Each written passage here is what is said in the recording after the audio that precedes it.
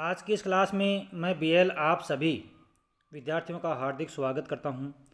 आज की इस क्लास में हम बीए पार्ट फर्स्ट और हमारी पुस्तक का नाम है राजनीति विज्ञान के मूल आधार। और आज का हमारा जो टॉपिक है वो राजनीति विज्ञान का क्षेत्र। क्षेत्र से मतलब ये है कि राजनीति विज्ञान के अंतर्गत जो इसका अध्ययन सामग्री है उसमें क्या क्या शामिल किया गया है। किसी भी अनुशासन के अध्ययन क्षेत्र का निर्धारण यह स्पष्ट करता है कि उस विषय में क्या क्या पढ़ाया जाएगा और किस सीमा तक और किन उद्देश्यों के साथ। यानी ये जो सारी बातें हैं वो राजनीति विज्ञान के क्षेत्र में मानी गई है। राजनीति विज्ञान का क्षेत्र निश्चित करना अपेक्षाकृत जटिल कार्य है क्योंकि यह अनुशासन समय के साथ लगातार बदलता रहता है। अधिक राजनीति विज्ञान का जो क्षेत्र ना वो निश्चित नहीं है। पहले जो इसका जो क्षेत्र निश्चित किया गया था, अब जैसे जैसे समय बदलता गया, मनुष्य की आवश्यकताएं बदलती गई, समाज का जो दायरा है वो बढ़ता गया, तो कहने का मतलब है कि इसका जो क्षेत्र ना वो भी बढ़ता गया। नई नई जो बातें इसमें और शामिल होती गई। तो कभी यह संकुचित हुआ तो कभी अत्यंत व्यापक। मतलब पहले इसमें इसका जो क्षेत्र था वो सीमित था और बाद में इसमें नई नई बातें वो जुड़ती गई। तो इसका जो क्षेत्र है वो भी व्यापक होता गया, बढ़ता गया। अध्ययन की सुविधा के लिए इसका जो क्षेत्र है उसको हम दो दृष्टिकोणों में बांट सकते हैं। दो दृष्टिकोण कौन कौन से हैं? वह है एक परंपरागत और एक है आधुनिक। तो अध्ययन की सुविधा के लिए राजनीति विज्ञान का जो क्षेत्र है उसको हम दो भागों में बांट सकते हैं। एक है परंपरागत दृष्टिकोण और दूसरा है आधुनिक दृष्टिकोण। अब परंपरागत दृष्टिकोण के अंतर्गत राजनीति विज्ञान के अंतर्गत जो अध्ययन सामग्री है उसमें क्या क्या शामिल किया गया है और आधुनिक दृष्टिकोण में क्या क्या शामिल किया गया है, उनको हम थोड़ा विस्तार से पढ़ेंगे। तो परंपरागत दृष्टिकोण राजनीति विज्ञान का क्षेत्र, यानी परंपरागत दृष्टिकोण के अंतर्गत राजनीति विज्ञान के अंतर्गत जो अध्ययन सामग्री है उसमें क्या क्या शामिल किया गया है। तो प्राचीन यूनानी दर्शन में राजनीति विज्ञान का स्वरूप व्यापक था क्योंकि उस समय राज्य केवल एक राजनीतिक संस्था नहीं थी बल्कि नैतिक और सामाजिक संस्था भी था। यानी प्राचीन यदि हम काल में जाएं तो आज जिस तरह से आज हम राज्य, सरकार और समाज का जो स्वरूप देख रहे हैं उस समय ऐसा नहीं था, क्योंकि उस समय राज्य केवल एक राजनीतिक संस्था नहीं थी बल्कि नैतिक और सामाजिक संस्था भी थी। राज्य और समाज के बीच कोई स्पष्ट विभाजन भी उस समय नहीं था। इसलिए राजनीति विज्ञान मानव जीवन के हर पहलू को समाहित करता था। प्रमुख यदि हम बिंदुओं पर प्रकाश डालें तो अरस्तु ने इसे सर्वोच्च विज्ञान कहा है। बहुत ही इंपॉर्टेंट प्रश्न है। अति लघु प्रश्न में कई बार परीक्षा में पूछते हैं कि सर्वोच्च विज्ञान, राजनीति को सर्वोच्च विज्ञान किसने कहा, यानी मास्टर साइंस किसने कहा है, तो वो कहा है अरस्तु ने। अरस्तु ने राजनीति विज्ञान को सर्वोच्च विज्ञान कहा है क्योंकि यह अन्य सभी सामाजिक विषयों को निर्देशित करता था। गेटिल, गार्नर, गिलक्रास्ट जैसे राज्य ने इसकी अध्ययन इकाई माना है। तो अब देखो, एक तो जो परंपरागत दृष्टिकोण है उसके अंतर्गत कौन कौन से विद्वान शामिल हैं, तो उसमें है अरस्तु है, गेटिल है, गार्नर है, गिलक्रास्ट है। ये सारे परंपरागत दृष्टिकोण के अंतर्गत माने जाते हैं और अरस्तु ने इसको सर्वोच्च विज्ञान कहा है। कैटलिन के अनुसार अरस्तु ने राज्य के साथ साथ दास प्रथा, धार्मिक संगठन, आर्थिक संस्थानों और यहाँ तक कि कर्मचारियों के संगठन को भी इसने इसके क्षेत्र में शामिल किया है। बोंदे ने संप्रभुता की अवधारणा को जोड़ करके राजनीतिक विज्ञान को कानूनी रूप में परिभाषित किया है। तो ये जो सारे वैज्ञानिक जो विचारक हैं ये सारे परंपरागत दृष्टिकोण में ही शामिल किए गए।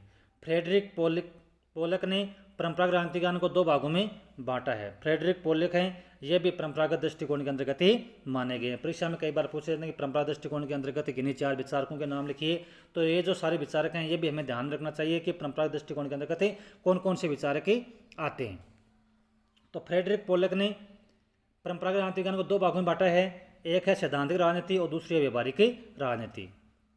राज्य, संप्रभुता, अधिकार जैसे अमूर्त सिद्धांतों का अध्ययन है, ये सैद्धांतिक में किया जाता है और व्यवहारिक में सरकारों की संस्थागत संरचना और कार्य प्रणाली का अध्ययन होता है। तो फ्रेडरिक पोलक ने परंपरागत राजनीति विज्ञान को दो भागों में बांटा है, एक सैद्धांतिक, व्यवहारिक। सैद्धांतिक में राज्य, संप्रभुता, अधिकार जैसे सिद्धांत आते हैं और व्यवहारिक राजनीति में सरकारों की संस्थागत संरचना और कार्य प्रणाली का अध्ययन होता है। अब देखो, मुख्य विषय क्षेत्र क्या है परंपरागत दृष्टिकोण के अंतर्गत, यानी परंपरागत दृष्टिकोण के अंतर्गत कौन कौन सी अध्ययन सामग्री है उसको शामिल किया गया है। तो वह है राज्य की उत्पत्ति, तत्व, उद्देश्य और कार्य, राज्य के विभिन्न स्वरूप। राज्य के विभिन्न स्वरूप कौन कौन सरकार के विभिन्न स्वरूप। सरकार के विभिन्न स्वरूप कौन कौन से होते हैं? संसदीय, राष्ट्रपति और संघीय, ये सरकार के विभिन्न स्वरूप होते हैं। राजनीतिक विचारधाराएं जिनमें उदारवाद, समाजवाद, मार्क्सवाद और भी बहुत सारी विचारधाराएं होती हैं। अंतर्राष्ट्रीय विधिवत संगठन, राष्ट्रीय और स्थानीय शासन तथा समसामयिक समस्याएं। तो परंपरागत जो विषय क्षेत्र है या परंपरागत दृष्टिकोण का जो क्षेत्र है उसके अंतर्गत इन बातों का अध्ययन शामिल किया गया है।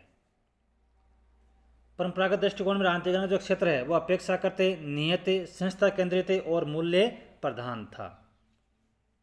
तो ये तो था परंपरागत दृष्टिकोण का अध्ययन क्षेत्र, जिसके अंतर्गत यह अध्ययन सामग्री इसमें शामिल किया गया है। अब है आधुनिक दृष्टिकोण। आधुनिक दृष्टिकोण में राजनीति विज्ञान का क्षेत्र है। तो जैसा कि हम पढ़ रहे हैं, जो राजनीति विज्ञान का जो क्षेत्र है उसके अंतर्गत दो भागों में बांटा गया है, परंपरागत और आधुनिक। परंपरागत का हम अध्ययन पहले कर चुके हैं, अब आधुनिक दृष्टिकोण में राजनीति विज्ञान का क्षेत्र। तो जो आधुनिक दृष्टिकोण है उसकी जो शुरुआत होती है वो दूसरे विश्व युद्ध के बाद में इसकी शुरुआत होती है।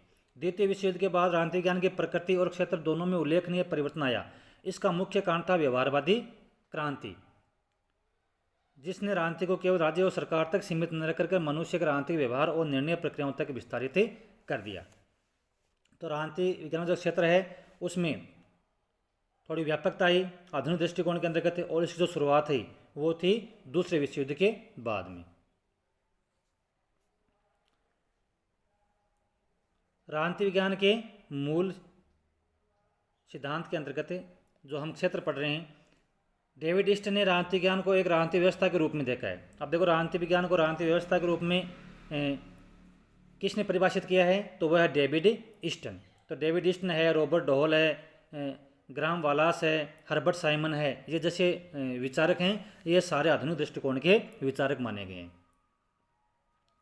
तो राजनीतिक व्यवस्था के रूप में अध्ययन करने वाले जो विचारक हैं वो है डेविड ईस्टन, जो समाज की एक अन्य व्यवस्थाओं के समान ही गतिशील इकाई है। रॉबर्ट डहेल, ग्राम वालास और हर्बर्ट साइमन जैसे विद्वानों ने राजनीतिक प्रक्रिया, नीति निर्माण और राजनीतिक सहभागिता को अध्ययन के केंद्र में रखा है। राजनीति विज्ञान अब अंतः अनुशासनात्मक हो गया है। समाजशास्त्र, मनोविज्ञान, अर्थशास्त्र आदि से इसका गहन संवाद है। कहने राजनीति विज्ञान को हम एक अलग विषय के रूप में नहीं दे सकते, इसका जुड़ाव है वो कई विषयों से है। तो जैसे समाजशास्त्र है, मनोविज्ञान है, अर्थशास्त्र है, इनका भी राजनीति विज्ञान से गहरा संबंध है। कहने का मतलब है कि इनको हम राजनीति विज्ञान से अलग नहीं कर सकते। यदि हमें राजनीतिक व्यवस्थाओं का क्षेत्र से अध्ययन करना है तो इन विषयों का अध्ययन भी हमें साथ में करना होगा, क्योंकि ये इनसे जुड़ा हुआ है। तो राजनीति विज्ञान का जो क्षेत्र है उसके अंतर्गत जो विचारक आते हैं वो कौन कौन से आते हैं, वो है डेविड ईस्टन, रॉबर्ट डहेल, ग्राम वालास और हर्बर्ट साइमन। ये जो सारे विचारक हैं वो राजनीतिक ज्ञान के आधुनिक दृष्टिकोण के विचारकों में माने गए हैं। डेविड ईस्टन है, इसने राजनीति विज्ञान को राजनीतिक व्यवस्था के रूप में उन्होंने देखा है। अब देखो मुख्य विषय क्षेत्र राजनीति ज्ञान का आधुनिक दृष्टिकोण के अंतर्गत जो मुख्य जो अध्ययन सामग्री है वो क्या है, या इसका जो क्षेत्र है उसमें कौन कौन सी बातों को इसमें शामिल किया गया है, तो वो है राजनीतिक व्यवस्था और उसकी जो कार्य प्रणाली है उसका अध्ययन राजनीति विज्ञान के अंतर्गत किया जाता है आधुनिक दृष्टिकोण में। मानव व्यवहार है, चुनाव है, जनमत है, नेतृत्व की जो मनोवैज्ञानिक समझ है उसका राजनीति विज्ञान के आधुनिक क्षेत्र में इसका अध्ययन किया जाता है। तो देखो हम यदि दोनों में अंतर देखें परंपरागत आधुनिक में, तो परंपरागत के अंतर्गत जहाँ सारी बातें हैं वो राज्य, सरकार और राजनीतिक संस्था के रूप में चारों ओर जहाँ ध्यान आकर्षित करती हैं, वहीं आधुनिक दृष्टिकोण के अंतर्गत इसका जो क्षेत्र है वो राज्य, सरकार और संस्था तक ही सीमित नहीं है, बल्कि उसके अंतर्गत बहुत सारी जो नई बातें उनको शामिल किया गया है। तो राजनीतिक व्यवस्था और उसकी कार्यप्रणाली का आधुनिक दृष्टिकोण के अंतर्गत अध्ययन होता है। मानव व्यवहार, चुनाव, जनमत और नेतृत्व की मनोवैज्ञानिक समझ है वो भी आधुनिक दृष्टिकोण में शामिल की गई है। सत्ता, प्रभुत्व और वैधता की जो अवधारणाएँ, दबाव समूह है, मीडिया, एनजीओज यानी जो कई प्रकार के जो संस्थाएं हैं, जो प्राइवेट संस्थाएं और जिसको सरकार से मान्यता प्राप्त है, और जैसे जो गैर राजनीतिक संस्थाओं की भूमिका है वो भी राजनीति विज्ञान के क्षेत्र में शामिल की गई है। इसके अलावा नीति निर्माण है, उनका क्रियान्वयन करना है, और नीतियों का मूल्यांकन करने की जो प्रक्रिया है वो भी राजनीतिक विज्ञान जो क्षेत्र है उसमें आधुनिक दृष्टिकोण शामिल करता है। तुलनात्मक राजनीति और अंतर्राष्ट्रीय संबंध है, उनका अध्ययन भी राजनीतिक ज्ञान क्षेत्र में शामिल किया गया है। राजनीतिक संस्कृति, सामाजिकरण और आधुनिकीकरण, इन सारी बातों का अध्ययन है वो राजनीतिक ज्ञान के अंतर्गत किया गया है। तो आधुनिक जो दृष्टिकोण है उसके अंतर्गत जो अध्ययन सामग्री है वो क्या क्या इसमें शामिल की गई है, तो प्रमुख रूप से ये राजनीति ज्ञान के क्षेत्र में जो अध्ययन सामग्री है इसको शामिल किया गया है।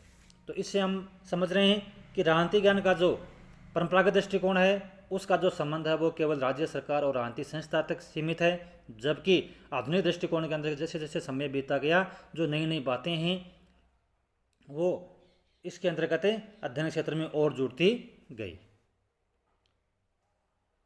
तो आधुनिक दृष्टिकोण में राजनीति का जो क्षेत्र है वो अधिक व्यवहारिक है, अनुभवजन्य है और प्रक्रिया केंद्रित हो गया है। तो राजनीति का क्षेत्र स्थिर नहीं है, यह समय समाज और तकनीकी विकास के साथ बदलता रहता है। अब देखो यदि हम इस तालिका के द्वारा पढ़ें तो परंपरागत आधुनिक दृष्टिकोण के अंतर्गत थोड़ा सा हमें अंतर इसमें देखने को मिलेगा। यदि हम इकाई को मान के यदि हम देखें तो परंपरागत दृष्टिकोण के अंतर्गत जहां राज्य और सरकार का अध्ययन होता है वहीं आधुनिक दृष्टिकोण राजनीतिक व्यवस्था और व्यवहार का अध्ययन शामिल किया गया है। दृष्टिकोण के अंतर्गत परंपरागत दृष्टिकोण जहां मानवीय मूल्य और आदर्श को प्राथमिकता देता है, वहीं आधुनिक दृष्टिकोण है वो वैज्ञानिक और अनुभवजन्य सिद्धांतों पर आधारित है।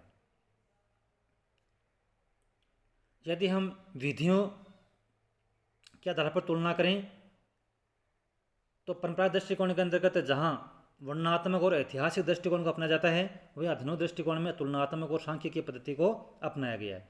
सीमा है वो सीमित और संस्थागत तक सीमित है, यानी केवल परंपरागत दृष्टिकोण है वह केवल राज्य सरकार और संस्था का अध्ययन करता है, जबकि आधुनिक दृष्टिकोण है वो अधिक व्यापक है और अंत अनुशासनात्मक पद्धति पर बल देता है। यानी यह केवल राजनीति शास्त्र का अध्ययन नहीं करता बल्कि राजनीति का जो अन्य विषय हैं जैसे समाजशास्त्र है, अर्थशास्त्र है, नीति शास्त्र है, इनका भी अध्ययन इसमें शामिल करना पड़ता है, क्योंकि राजनीति है वो इनसे भी जुड़ा हुआ है। प्रमुख जो विचारक यदि हम देखें तो जहाँ प्लेटो, अरस्तु, बोंदे ये परंपरागत दृष्टिकोण के विचारक बन जाते हैं, वहीं आधुनिक दृष्टिकोण के अंतर्गत डेविड ईस्टन है, रॉबर्ट डहेल है, आलमंड ये आधुनिक दृष्टिकोण के अंतर्गत विचारक माने जाते हैं। तो आज के दौर में राजनीति विज्ञान न तो केवल सत्ता की पड़ताल है और न ही सिर्फ आदर्शों का विवेचन है, यह उन सभी प्रक्रियाओं का विश्लेषण है जिनके माध्यम से निर्णय लिए जाते हैं, लागू होते हैं और जनता उन्हें स्वीकार या अस्वीकार करती है। यही इसकी सबसे बड़ी विशेषता और चुनौती है। तो ये था हमारा राजनीति विज्ञान का क्षेत्र, परीक्षा की दृष्टि से में बहुत ये इम्पोर्टेंट है और मैं आशा करता हूँ कि आज की इस क्लास में पढ़ाया गया टॉपिक आपको अच्छी तरह से समझ में आया होगा। यदि आप चैनल पर नए हैं तो चैनल को सब्सक्राइब अवश्य कर लीजिएगा।